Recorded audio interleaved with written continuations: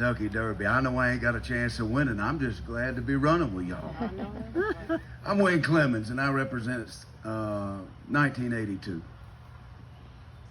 I'm humbled today to be asked to be just a part of this.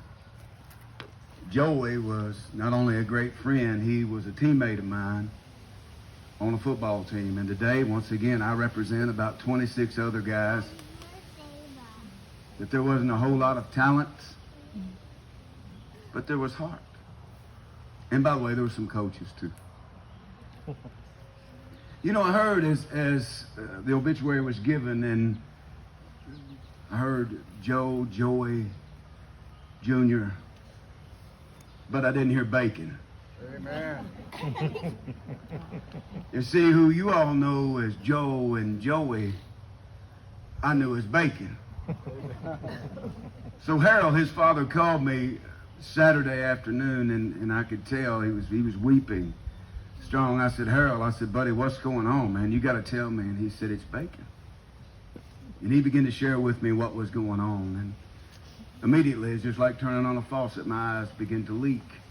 And my eyes went all the way back to, and my heart went all the way back to 1982. You see, today, this is what I understand, is that Joey was a teammate, not just to me, but to you. And a soulmate to this one here. A daddy, a son, and all of those things. You was talking about that look that when y'all was throwing that banana peel, because I was talking last night as we were sharing some time there, and I said, he had that look, man, that back in the day, that he would just turn them eyes at you. He said, hey, do your job. Now I'm going to ask anybody here, did y'all ever hear that? I'll take that as a yes. I was an underclassman, and Joey weighing probably 220, 230, and incredible. Just listen, it wasn't so much that he was that athletic, it's just that he had that much heart. But I was at least a Franklin lighter than what I am right now, and when he said, do your job, I did my job. Who was he? To our football team, he was the anchor. Joey played nose guard, I played tackle on defense, and anybody that knew Joey didn't like offense, he wanted to play defense. Why? Because he really liked hitting people. And he would do that on offense too, but the thing he would do, was he the fastest? Let me just share something with you all. If he ever told you I was the fastest, he wasn't. If he ever told you that he was the strongest, he wouldn't, but he was one of them. Was he the most handsome? That's subjective. There you go, Mama. See, that's what I'm talking about. But in the midst of all of that, what did he have? Huh. You see, the thing is that more on the inside of us than a heart that pumps blood is a heart that's built with passion, that says, I won't quit. And when you have that type of determination and that type of passion on the inside of you, it will not only motivate you, it will motivate people around you. You all know that. What the world needs today and what we need within all of us is something that is even more than a motivator. He was not just that, he was mentor to you. Immediately when Harold told me the other day, the first thing I thought about was those blue eyes glaring over at me like, don't make me.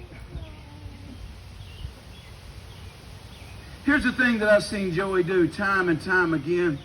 I don't ever remember being first in sprints. I never remember him being first in sprints. But I'll tell you what I do remember, or what I don't remember in the same contrast is this, is I don't ever remember anybody ever outmanning him. Last game of that year, I was a junior, they were seniors. I was just privileged to be part of that team. And the thing is that I remember playing Franklin Simpson, and then they rolled in there in the charter buses and everything else and all of that. And, you know, they were a lot. But for Joey, he never got dominated at any level. If you knocked him down, you better look out. He was coming back with all of that. The thing that other teams knew, no doubt y'all are familiar probably with scouting reports, and I'll guarantee you what they knew, that if we can shut down the guy in the middle, If we can shut down the guy in the middle, we got him. If we can shut down that Wilson kid, because you know what we're going to do? We got to establish the run. So if we can establish the run, if we can go up the gut, then we got him. I watched Joey get double teamed and even triple teamed in games, only to fight through. What can I tell you today? In life, it's the double team. It's the triple team. I watched Joey fight through those, and I watched him, man, just was able to penetrate the line and do that. It's like me and somebody else was talking earlier, Tim. We were talking about this. He would wait. He wasn't the fastest, but one of the quickest that I'd ever seen for a dude that size. He would wait until they would just barely move the ball, and he would try to smack it. Me and Jimmy were talking about. He would try to smack it to get the fumbles, you know, and those type of things. The man in the middle. It wasn't by chance. I don't believe anything happens by chance. I don't believe in coincidence. I believe in assignment. I believe in destiny. I believe in things like that, and much of that we create within our own culture of our mind through through our Heavenly Father. But over 2 years ago, 2 or 3 years ago, I had the opportunity to be with Harold and his wife down at their local church down there, and was preaching revival down there. He said, man, I said, Harold, how are you doing? It had been a long time. He said, man, I got to get you and Joey together. And I said, you sure about that? And to make a long story shorter, it wasn't but just a few weeks later that we were sitting over Smith's Grove in a Mexican restaurant having lunch. And the lunch was good, but the conversation was better. And we talked about 3 really important things. We talked about faith. We talked about family. And we talked about football. Harold said we talked about it for 4 hours. I was riding with Harold. I didn't make him stay. So anyway, the real part of that, we sat there and we talked about life. And I watched the way he would switch gears, talking about faith, talking about his family. And yeah, we talked about football. Those memorable times, you were asking about those memorable times. He thought he broke his hand one time in a football game, and Scott McCann, that was there yesterday, he was there, and he said, I'll never forget, he said, Joey, come over to me. He said, Scott, I think I broke my hand. And Scott goes over to him, he starts shaking his hand and like moving. He said, no, see, it's fine. And Scott said, I really thought that he was going to beat the snot out of me right there in the middle of the ball game. Joey didn't know quit. But over the course of that time, I want to say thank you for reconnecting. And just last fall, Joey was inducted into the Grayson County Football Hall of Fame, where I seen you all. It was so good to see him even again. But there was a different glow on him when y'all walked up. It wasn't the trophies that he had behind a case. It wasn't an all-state letter that he had somewhere else. Why? Because he had his trophies with him. And that's life.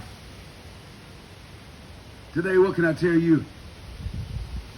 Listen, when hell wants to knock somebody out and when life comes against you, hell will try its best to double team you. It'll try its best to triple team you. I want to encourage you. Fight through it. Fight through it. Sure we did. And now, there's a reward. There's a reward. God bless y'all. God bless you.